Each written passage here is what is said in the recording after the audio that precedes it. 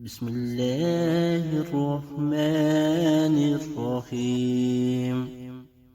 پیارے دوستو، اگر آپ کو حدیث سننا پسند ہے تو اس چینل کو لائک کر کے سبسکرائب کر لیں اور بیل کے بٹن کو دبا دیں۔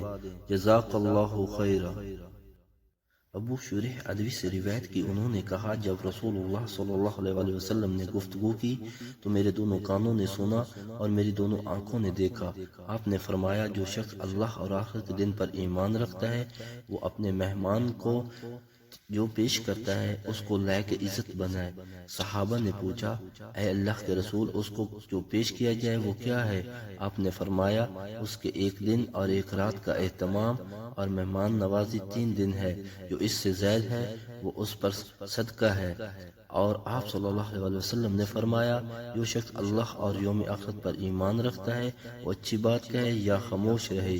حدیث نمبر 4513، صحیح مسلم۔ اگر ہو سکے تو اپنے والدین اور آقا کی ساری امت کے ایصال ثواب کے لیے اس حدیث کو زیادہ سے زیادہ شیئر کریں۔ جزاکم اللہ خیرا۔